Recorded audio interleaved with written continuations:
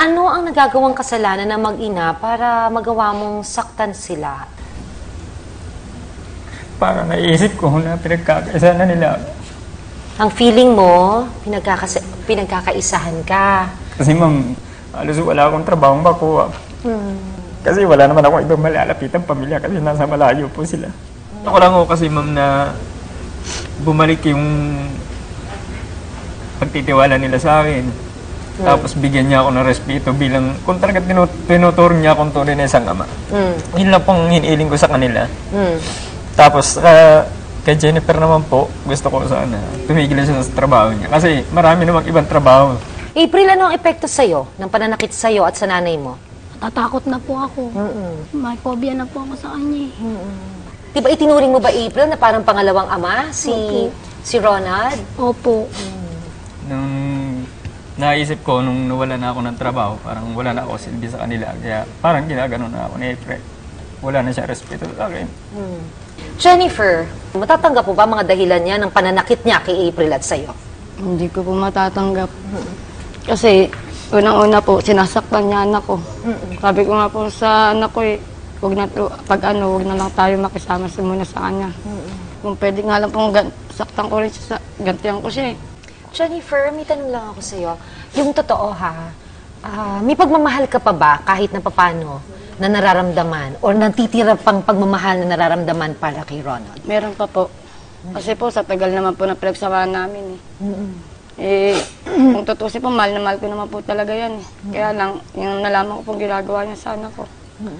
Siyempre, sinuman po para po sa akin masama po, masakit po sa loob ko yun. Kahit mahal na mahal ko siya Hindi ka naman pagpapalit yung anak ko kasi lalaki napapalitan po Yung anak di po napapalitan. Tapos ganyan pa ginagawa niya.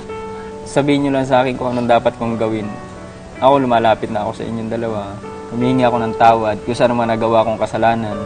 Tsaka yung pananakit ko sa inyo, pinagsisisihan ko na yun. Masakit din sa kalooban ko na sinasaktan ko kayo. Kasi naisip ko, pamilya ko kayo Paano na pag nawala kayo sa akin?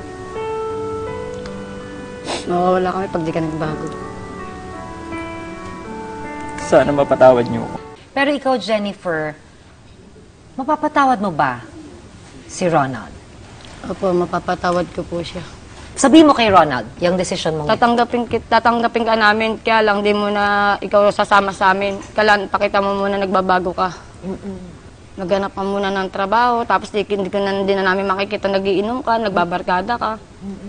Kasi yan ang nakakasama, barkada Imbis na kami, hindi katulad ng dati. May trabaho ka pa nga, naasikaso mo kami. Ngayon wala kang trabaho, hindi mo na kami naasikaso, nananakit ka pa. Ronald, anong reaction mo doon? Para po sa akin, nagpapasalamat pa rin po ako kahit naging ganito ako sa kanila. Nasa isip ko, naging masama ako sa kanila. Tanggap nila ako, pero ibabalik ko po yung... At napatawad ka!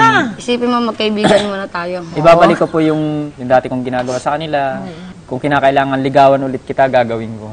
Hindi lang ako Magsisimula niligawan, ako sa pati una. anak ko. Kasama na si April. May maganda sa'yo, Ronald. Hindi naka-equate yung halaga mo sa trabaho. Kailangan mailabas mo ulit yun.